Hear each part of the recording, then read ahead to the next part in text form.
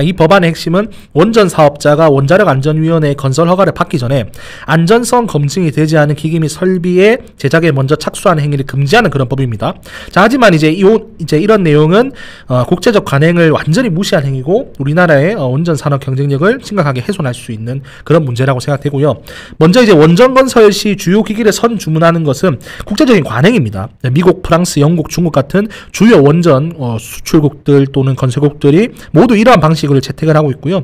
예를 들어서 미국 같은 경우에도 공급 계약은 2008년에 이루어진 원전 3, 4호기가 있었지만은 건설허가 자체는 2012년에 취득이 되었기 때문에 이 원자력과 관련해서 공급 계약이 이루어지고 공급 계약이 건설허가 전에 이루어지는 것은 우리나라만의 특수한 관행이 아니라는 점 말씀드리고 싶습니다. 가장 큰 문제는 이제 원전 산업의 생태계가 붕괴된다라는 거죠. 이제 원전 주기가 제작에는 4, 5년이라고 하는 긴 시간이 필요한데요. 그리고 이제 이 과정에서는 대기업뿐만 아니라 수많은 중소기업과 중견기업들이 참여를 하게 되거든요. 근데 이제 선주문 제도가 없어지게 되면 이 해당 기업들은 심각한 경영난에 빠질 수밖에 없는 그런 상황이고요. 원전 건설 계획이 확정된다 하더라도 실제 발주까지 몇 년 걸리게 되는데 이 기간 동안 기업들이 일감 없이 버텨야 되는 상황이란 말이에요. 자, 그렇게 되면은 이는 결국에는 원전 산업의 기술력 상실로 이어질 수밖에 없다라는 그런 측면이 있습니다. 자, 더구나 이제 이런 상황이 되면 국내 기업들이 무너지게 될 건데 해외 기업들은 해외에서 수출을 받아왔을 거 아니에요. 그러니까 경쟁력이 있는 상황일 거 아니에요. 그렇기 때문에 이제 이 외국 기업들이 이 국내 기업의 자리를 차지하게 될 것이고, 자, 이렇게 되면 원전의 안정성 측면에서 큰 위협이 되는 거죠.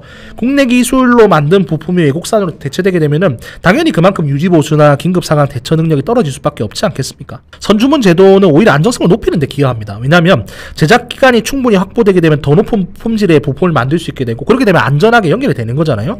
자, 그렇기 때문에 또한 건설 공정에 맞춰주기가 적시에 공급되므로 건설 기간 역시 단축이 되고 여러모로 기업과 우리 주변의 안전을 걱정하는 시민분께는 좋은 상황이 연출된다라고 말씀드릴 수 있을 것 같고요.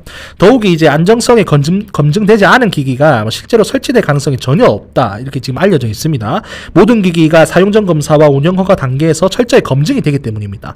자, 그렇기 때문에 이 법안은 현실에서 일어나지 않은 일을 상상해서 만든 것에 불과하다라는 말씀 드릴 수 있을 것 같습니다. 원전 건설은 이미 정부와 국회가 확정한 전력 수급 기금원 계획에 의해서 추진되게 되거든요. 그렇기 때문에 이것은 뭐 원자력 공급의 뭐 유연성과는 전혀 상관없는 내용이고요. 에너지 정책의 유연성을 높이려면 뭐 다른 방안이 많이 있잖아요. 굳이 이렇게 국내 원전 경쟁력을 상실시키는 이런 것들을 굳이 선택할 이유가 없습니다.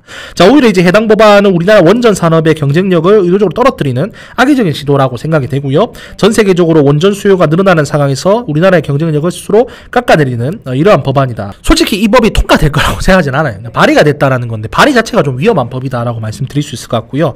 국회가 이제 이 법안의 위험성을 인식하시고 김성환 의원께서도 이 법안을 좀 처리를 하셔야 될 것 같아요.